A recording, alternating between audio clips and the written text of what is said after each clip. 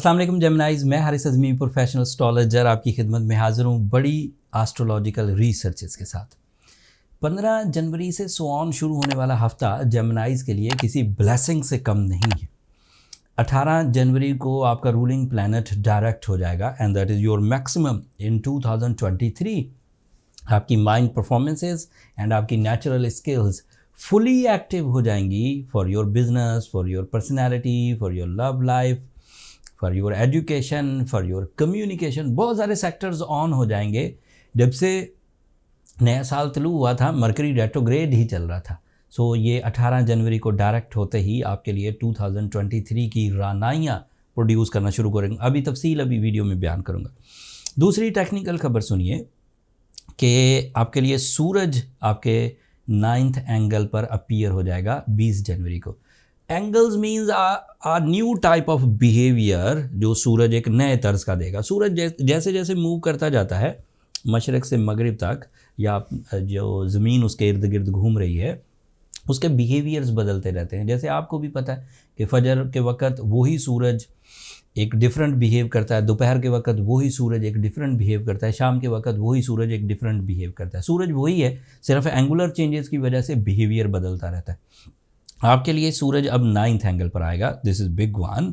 And आपका trouble time जो पिछले कुछ हफ्तों से आपके साथ चिपक गया था रेट्रोग्रेशन की वजह से, मरकरी की, मार्स भी रेट्रोग्रेड था एंड फिर सन भी आपके 8वें एंगल पर था, तो काफ़ी चीज़ें कमज़ोर थी। अब सारी चीज़ें स्ट्रॉन्ग होती जाएंगी। अब मैं आपको 1 बाय 1 सब तफसील बयान करूँगा। आखिरी टेक्निकल खबर, नया चांद होगा 21 जनवरी को और वो भी आपके 9th एंगल पर होगा। तो अब आप सुनिए कि 9th एंगल कितना इंपॉर्टेंट हो गया है। फिर 9th एंगल की डेफिनेशन भी बयान करूँगा। सैटर्न आपके 9th एंगल पर है 30 साल के बाद। सूरज आपके 9th एंगल पर है 1 साल के बाद। मरकरी आपका डायरेक्ट हो चुका है एंड ये 8th एंगल पर है, ये भी कुछ हफ्तों बाद आपके 9th ही एंगल पर आ जाएगा। नया चांद भी आपके 9th एंगल पर होगा। अब पहले 9th एंगल की डेफिनेशन सुन लें, फिर इन सारे प्लैनेट्स का उस एंगल पर जाकर परफॉर्म करना आपको क्या एडवांटेजेस दे सकता है वो भी बयान करता हूँ। 9th एंगल का एक वास्ट एरिया है जो ज़िंदगी में अपना रोल अदा करता है। सबसे बड़ी बात यह है कि ये आपके माइंड एरिया को रिप्रेजेंट करता है। यहाँ जब भी फ्रेंडली स्टार्स आएंगे माइंड शार्प होगा। माइंड शार्प होगा, तालीमी सरगर्मियाँ बढ़ेंगी, हायर एजुकेशन को सपोर्ट मिलेगी, अमूमी तालीम को सपोर्ट मिलेगी। इसका एक पहलू ओवरसीज़ ट्रैवलिंग का है। अगर कोई बंदा इस ख्वाहिश में या इस प्लान में है, उसका कोई एजेंडा है, मकसद है कि वो अपने मुल्क से किसी दूसरे मुल्क तक हिजरत करना चाहता है, तो वो इसी 9th एंगल पर फ्रेंडली प्लैनेट के आने से फेवर करता है। स्पिरिचुअल साइंसेस जिसमें बुजुर्गी, सूफीज़म या फिर ये जो हकीकत पसंदाना सोच, गहरी सोचें, फैक्ट फाइंडिंग वाली जो एबिलिटीज़ हैं वो इसी 9th एंगल की वजह से प्रोड्यूस होती हैं। इसी 9th एंगल पर अगर फ्रेंडली प्लैनेट्स आ जाएं तो इंसानी नेचर में, स्पेशली जेमिनाइज में, अपने अंदर एतमाद, फर्माबरदारी, attachment with the seniors, connection with the seniors ये पैदा होते हैं। फर्माबरदारी इज़्ज़त वाली अटैचमेंट देती है एंड कनेक्शन मतलब कि जैसे हम लोग अगर कोई बड़े रिस्पेक्टफुल वे में कनेक्ट नहीं भी हो रहे बट कोई ना कोई पॉजिटिव कनेक्शन, चाहे दोस्ती का है, चाहे एक कुलीग टाइप का कनेक्शन है, चाहे एक क्लाइंट टाइप का कनेक्शन है, वो प्लेजेंटली बिल्ट होने लग जाते हैं। अब वहाँ पर सैटर्न का होना ही बहुत बड़ी बात है। सैटर्न वहाँ 30 साल बाद आता है। सैटर्न की अपीयरेंस वो उसकी नेचुरल अपीयरेंस है एंड ये अब तकरीबन अपने आखिरी मराहिल में है जेमिनाइज एंड 7 मार्च को ये यहाँ से हट जाएगा। लेकिन फ़िलहाल आपको यहाँ मुयस्सर है तो आप तालीमी सरगर्मियाँ अपनी एबिलिटीज़ को ख़ास लेवल पर देखेंगे जो इंसाफ की तरफ जाएगा, जो अच्छे और बुरे की तमीज़। आपने काम करना है अच्छे या बुरे का, ये फ़ैसले आपके हैं, लेकिन तमीज़ करा देगा आपको सैटर्न के अच्छा क्या है बुरा क्या है। फिर खिंचे आप किस तरफ, किया आपने क्या, वो आपके फ़ैसले। ऐसा नहीं होगा कि मैंने गलती से कर लिया, मतलब मुझे पता नहीं चला, मैं करना तो अच्छा चाहता था लेकिन मुझसे बुरा हो गया। वो जो बुरा होना है वो आपकी मर्ज़ी से, लेकिन अच्छे और बुरे की तमीज़ जो है वो सैटर्न दिला देता है। फिर सूरज 9th एंगल पर डिसाइसिव नेचर देता है। आप ग्रे एरिया से बाहर निकल जाएंगे। ब्लैक एंड वाइट डिसीजन, या तो करें या तो छोड़ें, बीच की कोई बात नहीं। एंड फिर मरकरी आपका रूलिंग प्लैनेट जब डायरेक्ट होता है तो माइंड प्रेजेंस अवेलेबल है, कंसंट्रेशन अवेलेबल, मुस्तकिल मिजाजी, उर्दू में कहते हैं किसी काम को करने के लिए जो मिजाज चाहिए होता है, मुस्तकिल मिजाज चाहिए होता है, वो मुयस्सर आ जाएगा। एंड मरकरी का डायरेक्ट होना कोई मामूली वाक़या नहीं है जेमिनाइज़ के लिए। समझें, अगले 3 महीने के लिए आपका माइंड चार्ज होकर परफॉर्म करेगा। आइडियाज़, बेहतरीन कम्युनिकेशन स्किल्स, उम्दा प्लान्स एंड प्लान्स की एग्जीक्यूशन के लिए जो सपोर्ट ऑफ फिज़िक्स चाहिए थी, like stamina, organ performances, strength, muscular abilities, वो भी अवेलेबल है। अब कोई ऐसी चीज़ नहीं मुझे नज़र आई जेमिनाइज़ जिसके बारे में मैं ये कह सकूं कि आप इस फील्ड में स्ट्रगल करेंगे।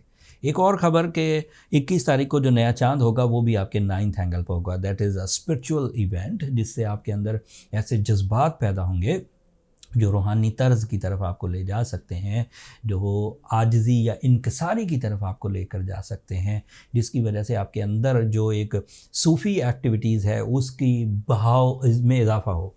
बट ये एज टू एज वेरी करता है, मतलब टीनेजर्स का ये इशू नहीं होता, टीनेजर के अंदर ये चीज़ पाई नहीं जाती या बहुत कम पाई जाती। सो उनके लिए ये नहीं, उनके लिए नई दिलचस्पियाँ, उनके लिए ये नई जैसे अटेंशंस, नए अपने जो मेंटोर्स हैं उनकी तरफ माइल होना, ये उस तरफ ले जाएगा। खैर, overall in a single line, after this all diagnosis, after this all calculation, Geminis are in very good form in 2023। अब कोई जेमिनाई अपने अंदर कमज़ोरी महसूस करे तो उसे अपनी रेमेडीज़ परफॉर्म कर लेनी चाहिए ताकि वो इस गोल्डन टाइम को, जो अल्लाह की नेमतों में से एक है, वक्त भी एक नेमत है ना, किसी के पास थोड़ा होता है, किसी के पास बहुत होता है, किसी को 90 साल एज मिलती है, किसी को सिर्फ 30 साल एज मिलती है। तो इसी एज ग्रुप्स में ही आपको सब कुछ करना है। उन एज ग्रुप्स में ये जो उस लाइफ स्टाइल में ये जो अगले कुछ दिन आने वाले हैं ये गैर मामूली हैं। आपकी सलाहियतें बड़े फोरम्स पर परफॉर्म होनी चाहिए, उसे जर्नल एक्टिविटीज़ से निकालिए, टू दी ट्रैक रहिए, जिग जैग मत चलिए। अपने माइंड को मज़ीद मैच्योर एंड आसूदा करने के लिए, मज़ीद नॉलेज देने के लिए एंड नॉलेज में मास्टर होने के लिए, कुछ बातें ऐसी होती हैं जेमिनाइज़, ये छोटी सी बात करके फिर बात को ख़त्म करते हैं। कुछ बातें ऐसी होती हैं जो आपने सुनी, आपको समझ आ गई, लेकिन आपने उन्हें याद नहीं रखा। वो समझें कि एक कुछ मिनट्स का एजेंडा था, समझें, समझ के हट गए। बट जो काम आपने डेली करने होते हैं, लाइक ड्राइविंग, लाइक आपकी जो एक्सपर्टीज़ हैं, वो आपको 1 बाय 1 स्टेप बाय स्टेप याद होनी चाहिए, पता होना चाहिए। आपके हाथ पाँव, आपका दिमाग, आपका जिस्म खुद ब खुद काम करे तो वो मास्टर एबिलिटीज़ कहलाती हैं। माहिर हो जाता है बंदा अपने कामों में। फिर आप कुछ और भी कर रहे हैं, दिमाग उधर चल रहा है एंड आपका काम होता रहता है। आपको ये टाइम उस तरह के काम करने के लिए यूज़ करना चाहिए जिसमें you will be master of your work. जो भी आप करते हैं, जो भी करते हैं, business, employmentship, manufacturing, teaching, mentorship, social media, writing, गुलकारी, फिल्म इंडस्ट्री, ये सब आप पर मेहरबान है इस वक्त। इवन प्रॉपर्टी भी, मार्स भी डायरेक्ट हो चुका है। That's all from my end Geminis. अगले हफ्ते वीनस आपके वो भी एक नए एंगल पर चला जाएगा। वीनस इस वक्त आपके 9th एंगल पर है, तो वो आपके 10th एंगल पर चला जाएगा, तो उसके एडवांटेजेस अलग मिलेंगे। Venus is your emotions, Venus is your public activities and Venus is your romance. उससे एडवांटेजेस या उसके जो इम्पैक्ट हैं वीनस के नए एंगल पर जाने के, वो अगले हफ्ते बयान करूँगा। तब तक के लिए मुझे इजाज़त दीजिए। एक बात रह गई, जो जेमिनाइज इस वक्त कमज़ोर बिहेवियर कर रहे हैं उन्हें एमरल्ड पहनना चाहिए या रूबी पहनना चाहिए और सूर्य शम्स 5 दफ़ा पढ़नी चाहिए।